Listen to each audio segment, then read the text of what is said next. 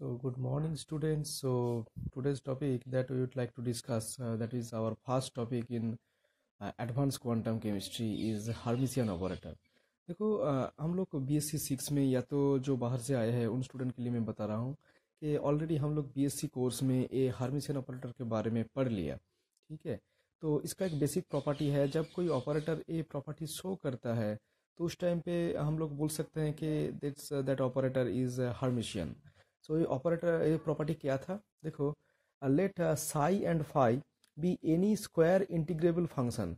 Square integrable function means psi and phi should be always normalized and they should be orthogonal to each other, or at the same time they belongs to the same orthonormal set. Okay, and A be an operator all having the same domain, that means they belonging from the same basis set. A is defined to be Hermitian if psi A phi equal to A psi phi।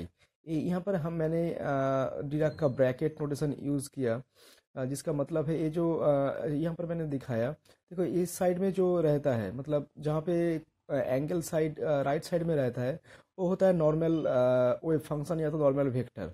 अच्छा, यहाँ पर vector wave function same sense में use होता है, don't be confused. ठीक है, तो ये वाला जो है ये है केट वेक्टर, और जो इस साइड का एंगल रहता है उसको बोलते हैं ब्रा वेक्टर, और ये बेसिकली होता है कॉम्प्लेक्स कॉन्जुगेट, मतलब जहाँ पे स्टार लगाते हैं ना तो उसको हम लोग ऐसे रिप्रेजेंट कर सकते हैं। अगर इसी को आपको ऐसे रिप्रेजेंट करना है तो ये क्या आएगा, साई स्टार ए फाई डी टाउ, इसी को इस रिप्रेजेंटेशन में रिप्रेजेंटेशन किया हुआ है। और ये आएगा जब ए प्रॉपर्टी मतलब psi a phi equal to a psi phi, इस टाइप का प्रॉपर्टी कोई ऑपरेटर शो करेगा, हम बोल सकते हैं कि that operator is hermitian. Alternatively, an operator is called Hermitian when it can always be flipped over to the other side if it is appears in a inner product। तो ये छोड़ के भी ये वाला प्रोडक्ट ऑपरेटर ये वाला अगर प्रॉपर्टी भी शो करेगा कोई ऑपरेटर तो भी हम लोग बोल सकते हैं कि that operator is hermitian. As for example f is a function और vector and a is an operator a g, तो f is in complex conjugate and a g in the normal vector और normal wave function equal to, अगर a flip करके यहाँ पर आ सकता है so a f g, that condition also satisfied for an hermitian operator. तो अगर ए कंडीशन भी सेटिस्फाई हो रहा है तो उसको भी हम लोग बोल सकते हैं कि दैट ऑपरेटर इज हार्मिशियन। ओके, तो अभी देखो हम लोग पिछले क्लास का जो कोर्स था उसमें बहुत हार्मिशियन ऑपरेटर के बारे में और थोड़ा सा ये पढ़े थे कि हार्मिशियन ऑपरेटर का जो आइगन वैल्यूज होता है वो होता है हमेशा रियल, क्योंकि वो कुछ रियल फिजिकल क्वांटिटीज प्रोड्यूस करता है, और कोई भी फिजिकल क्वांटिटी इमेजिनरी तो हो नहीं सकते क्योंकि आप उसको एक्सपेरिमेंटली मेजर कर सकते हो। दैट मीन्स हार्मिशियन ऑपरेटर आपको always real eigenvalue provide करेगा। और दूसरे पढ़े थे कि eigenvalues belonging from the different wave function of the same operator are orthogonal to each other, मतलब एक ऑपरेटर का शायद दो वेव फंक्शन है तो वो दो वेव फंक्शन दो आइगन वैल्यू देते हैं, और वो दो वेव फंक्शन हमेशा ऑर्थोगोनल टू ईच अदर होगा। तो ये दो प्रॉपर्टी पहले हम लोग पढ़ लिया। आज हम लोग जो एडवांस कोर्स है उसमें थोड़ा कुछ नया कुछ पढ़ेंगे, नया कुछ देखेंगे। ठीक है, so hermitian operators have the following additional properties. First properties क्या है, Hermitian operator have the eigenvalues not involving any iota containing term, because we know that in the previous course also we have already studied this thing that Hermitian operators always give you the real eigenvalues. So iota containing terms रहेगा मतलब वो imaginary value हो जाएगा, इसीलिए iota नहीं आएगा। But the eigenfunctions or the eigenvectors, ठीक है, if the operator is a matrix might be complex, लेकिन जो वेव फंक्शन है वो आपका कोई कॉम्प्लेक्स कंटेनिंग टर्म्स मतलब कॉम्प्लेक्स वेव फंक्शन हो सकता है, मतलब उस वेव फंक्शन के अंदर कोई आई कंटेनिंग टर्म्स हो सकता है। As for example if I take psi equal to e to the power i k x, ठीक है, तो इसमें क्या है, एक आई कंटेनिंग टर्म्स है, लेकिन जब आपने उसको ये लोगे इस वेव फंक्शन के ऊपर कोई ऑपरेटर हार्मिशियन ऑपरेटर अप्लाई करोगे और वो जो आपका आइगन वैल्यू प्रोड्यूस करेगा that doesn't contain, that should not be contain any i containing terms। ठीक है, तो एग्जांपल देते हैं, देखो e to the power i k x, अगर आपने ddx ऑपरेटर ऑपरेट करवाओगे इसके ऊपर तो क्या आएगा, e to the power i k x multiplied by i into k. ठीक है, अच्छा इसको मैं करके दिखाता हूँ, अदरवाइज आपको थोड़ा कंफ्यूजन होगा। am I clear? Okay, I think I clear. So let's say psi equal to e to the power i k x, मैंने ऐसा एक आर्बिटरी वेव फंक्शन ले लिया तो और बोल दिया कि लेट्स चेक कि d d x operator, let's say a equal to d d x.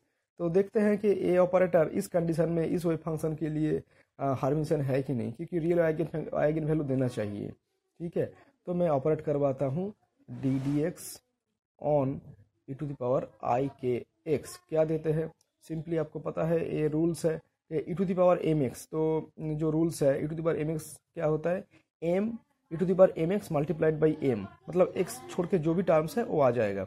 तो क्या आएगा यहाँ पर i इंटू के मल्टीप्लीकेशन में। तो देखो ये जो आपका आइगन वैल्यू है, ठीक है, तो आइगन वैल्यू का क्या था कि operator wave function constant quantity into wave function, ये है आपका आइगन वैल्यू आइगन इक्वेशन का कंडीशन।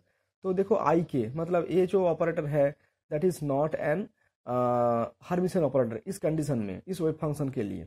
तो अगर मैंने ऐसा करता हूँ कि let's say a equal to double derivative of this thing, so क्या होगा, डबल डेरिवेटिव अगर अप्लाई करेंगे e to the power i k x के ऊपर तो क्या आएगा, पहले एक डेरिवेटिव ऑपरेट करने के बाद क्या आया, आई के e to the power i k x आया। ठीक है, दोबारा ऑपरेट करेंगे तो और एक आई के आएगा, सो आई के का whole square e to the power i k x. और आपको पता है कि आयोटा स्क्वायर दैट मीन्स -1 के square e to the power i k x. देखो इस कंडीशन में क्या हो रहा है कि operator wave function constant quantity wave function, इसमें कोई आई काउंटिंग टर्म नहीं है।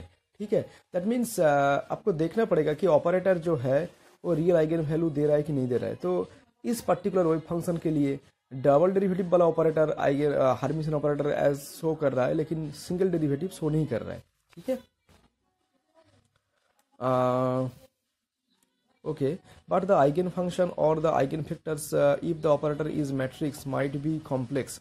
So physical values such as position, momentum and energy are ordinary real numbers since they are eigenvalues of Hermitian operators. ठीक है, क्योंकि देखो ये जितना सारे क्वांटिटी यहाँ पर मेंशन है such as position, momentum, energy, ये सारे इसका जो ऑपरेटर से मतलब आ रहे हैं, ठीक है, ये सारे आपको रियल आइगन वैल्यू दे रहा है, क्योंकि आप पोजीशन मेजर कर सकते हो कोई पार्टिकल्स का, उसका मोमेंटम मेजर कर सकते हो, उसका एनर्जी मेजर कर सकते हो। तो ये सारे आइगन वैल्यूज है of a particular operator, corresponding operator, position operator का, मोमेंटम ऑपरेटर का, एनर्जी ऑपरेटर का। ठीक है, तो ये सारे आपको रियल आइगन वैल्यू देगा। सेकेंड पॉइंट है कि their eigenfunction can always be chosen so that they are normalised and mutually orthogonal. तो आपको ऐसा आइगन फंक्शन चूज करना है जो हमेशा नॉर्मलाइज्ड होगा।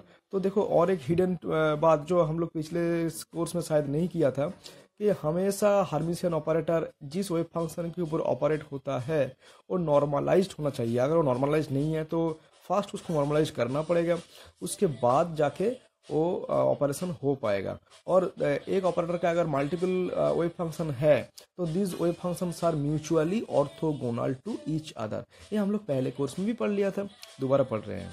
ठीक है, third point, their eigenfunction forms a complete set. मतलब मान लो कि एक ऑपरेटर का बहुत सारे वेव फंक्शंस है, साई 1 साई 2 साई 3 करके साई आई तक। ठीक है, तो they make a complete set. This means that any function can be written as some linear combination of this wave function. अगर मान लो आपके पास मैं अभी जो मेंशन किया कि एक ऑपरेटर का कुछ साई 1 साई 2 करके साई आई तक वेव फंक्शन है, तो वो एक कंप्लीट सेट बना रहे हैं। ठीक है, तो उसको यूज करके आप किसी भी वेव फंक्शन को बना सकते हो एज ए लीनियर कॉम्बिनेशन। मान लो आपको साई 100 चाहिए और आपको पता है साई 100 कैसे आएगा, कुछ क्या बोल सकते हैं उसको, कंपोनेंट और exponent multiplied by psi 1 plus component b multiplied by psi 3, ऐसे करके कॉम्बिनेशन करके लीनियर कॉम्बिनेशन करके आप किसी भी वेव फंक्शन को प्रोड्यूस कर सकते हो लीनियर कॉम्बिनेशन करके। ठीक है, तो ये था आपका थर्ड पॉइंट्स। ये सारे पॉइंट्स हम लोग जब सक्सेसिव के इसमें आएंगे, चैप्टर्स में आएंगे, उसमें और क्लियर होगा। ठीक है, बस अभी याद रखो कि आपका एक ऑपरेटर का अगर कुछ finite number of wave function है, वो एक कंप्लीट सेट बनाता है, और उस कंप्लीट सेट को यूज़ करके आप किसी भी वेव फंक्शन को as a linear combination express कर सकते हो। ठीक है। अच्छा, यहाँ पर देखो, an orthonormal complete set of wave vector eigen vectors और आइगन फंक्शन। अच्छा, यहाँ पर ना कभी कभी ये वेक्टर टर्म्स आ जाता है, don't be confused in the operator sense, a wave function is behaves as a vector, so vector terms आएगा, उसके लिए बिल्कुल डरना नहीं है। Eigen vector eigen function same ही है। तो an orthonormal complete set of eigen vectors और eigen function is an example of a so called basis. मतलब मान लो कि अगर कोई एक वेव ऑपरेटर का कुछ finite number of wave function है या तो वेव वेक्टर है, उसको हम लोग बोलेंगे एक basis set, basis, BASIS। Okay. In general, a basis is a minimal set of vectors or wave functions that we write all other vectors in terms of it। मतलब अगर ये बेसिस सेट का एक ये होगा, मतलब एक ऑपरेटर का अगर कुछ बेसिस सेट रहेगा, तो हम लोग किसी भी वेव फंक्शन को उसको थ्रू एक्सप्रेस कर सकता है, जो अभी यहाँ पर क्लियर किया, through linear combination.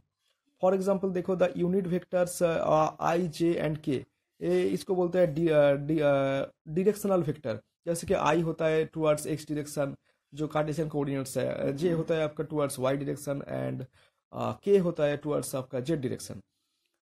Are a basis of normals 3 directional space. ठीक है। तो ये था कुछ बेसिक प्रॉपर्टीज। अब नेक्स्ट आएंगे हम लोग, क्योंकि ये हम लोग थोड़ा एडवांस कोर्स पढ़ रहे हैं, तो पिछले साल जो पढ़े थे उसके दोबारा हम लोग उतना डिटेल्स में डिस्कस नहीं करेंगे, लेकिन उसको आपको कॉन्सेप्ट जो है याद रखना पड़ेगा। ओके। देखो, every 3 dimensional vector can be written, वो पिछले का था कि IJK जो है वो X, Y और Z की बराबर यूनिट वेक्टर या तो बेसिस वेक्टर है। तो every 3 dimensional vector can be written as a linear combination of this 3 IJK vectors. ठीक है। अब आते हैं कुछ ट्रिक्स या तो शॉर्ट टर्म्स, जिसके थ्रू आपको नेट में भी इसके बहुत क्वेश्चन आता है, बहुत इजी क्वेश्चन आता है, लेकिन इसका कॉन्सेप्ट थोड़ा सा आपको क्लियर अभी करना मेरे ख्याल से ज़रूरी है, इसलिए मैं इसको ऐसे बनाया। देखो, कुछ पर्टिकुलर प्रॉपर्टी जो आपको हर्मिटियन ऑपरेटर के बारे में थोड़ा सा याद रखना है। जैसे कि एक हर्मिटियन ऑपरेटर है, उसको अगर ट्रांसपोज, अच्छा ये जो आपको आया है ना डबल डैगर के साइन, इसका मतलब है कि वो आपका बोल सकते हो कि हर्मिटियन प्रॉपर्टी शो करने के लिए जो दिखाते हैं ना कि कॉम्प्लेक्स कॉन्जुगेट ट्रांसपोज, तो इसके ऐसे डैगर साइन से रिप्रेजेंट करते हैं कि अगर आपने कोई ए डैगर, मतलब ए का कॉम्प्लेक्स कॉन्जुगेट ट्रांसपोज लिया, ठीक है, उसको एक्चुअली डैगर साइन से डिनोट करते हैं, ऐसे करके एक खंजर जैसा साइन। ठीक है। एक थोड़ा लेंथ लंबा रहता है, उसके ऊपर थोड़ा सा ऐसे कट रहता है, तो वो डैगर, डैगर का मतलब है कि कॉम्प्लेक्स कॉन्जुगेट ट्रांसपोज। अगर आपने ऑपरेटर को एज ए मैट्रिक्स रिप्रेजेंट किया, और आपको पता है कि मैट्रिक्स को कैसे हम लोग ट्रांसपोज करते हैं, उसके बारे में यहाँ पर डिस्कशन करेंगे। तो अभी याद रखो कि एक ऑपरेटर है जिसका ट्रांसपोज आपको n टाइम्स करना है, तो उसको सेम होगा। अगर आपने पहले ऑपरेटर को n टाइम्स, मतलब पावर को n कर लो, उसके बाद ट्रांसपोज करो, सेम वैल्यू आएगा। मतलब a dagger n equal to a to the power n dagger. ठीक है। अगर मान लो कि a operator plus b operator और इसका होल डैगर करना है, तो दैट शुड बी सेम। अगर आपने ऐसा करोगे कि ऑपरेटर ए का डैगर प्लस ऑपरेटर बी का dagger, that will give that always give you the same result. अगर ए ऑपरेटर माइनस बी ऑपरेटर का डैगर करना है, तो आएगा आपका ऑपरेटर ए का डैगर माइनस ऑपरेटर बी का डैगर, सेम रिजल्ट देगा। ठीक है। अगर ऐसा है कि ऑपरेटर ए और ऑपरेटर बी का डैगर है एक साथ, तो क्या आएगा, पहले आएगा बी ऑपरेटर का dagger multiplied by A operator का डैगर। ठीक है। तो ऐसा आएगा। अगर देखो ऐसा है कि आपको यहाँ पर बोला है कि ये commutator of operator a and operator b whole dagger equal to same होगा। अगर आपने ऐसा लोगे कि ऑपरेटर बी का डैगर, अच्छा यहाँ पर कैप साइन देना शायद मैं भूल गया, डोंट बी कंफ्यूज, मैं लगा देता हूँ, नहीं तो आप सोचोगे सर कैप क्यों नहीं लगाया।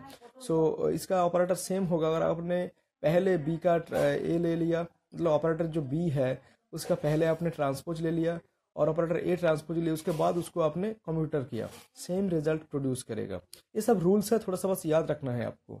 अगर मान लो ऑपरेटर ए का साथ कोई कांस्टेंट क्वांटिटी सी मल्टीप्लाइड है और उसको डेगार करना है, तो सी क्योंकि ऑपरेटर का पार्ट नहीं है, वो बस एक कांस्टेंट क्वांटिटी मल्टीप्लाइड है, तो उसके ऊपर स्टार लग जाएगा। स्टार का मतलब है कॉम्प्लेक्स कंजुगेट। ठीक है, अगर वो रियल नंबर है तो कोई चेंज नहीं आएगा। अगर वो आयोटा कॉन्टेनिंग टर्म्स है तो प्लस आयोटा की जगह माइनस आयोटा आ जाएगा। ठीक है, तो सी स्टार इंटू ए डैगर, क्योंकि ऑपरेटर के ऊपर डैगर लगेगा और जो कांस्टेंट क्वांटिटी उसके ऊपर स्टार लगा दोगे। ठीक है, where C is a constant quantity, तो सी का जगह सी स्टार आएगा। अब हम लोग चेक करेंगे व्हाट इज द हार्मिशियन एडजॉइंट, जिसको हम लोग अभी ऐसा डैगर साइन से दिया था, उसको अब ये भी बोलते हैं कि कॉम्प्लेक्स कॉन्जुगेट ट्रांसपोज। ठीक है, या तो हार्मिशियन एडजॉइंट भी बोलते हैं, सेम। और डैगर, तो all are use in the same concept.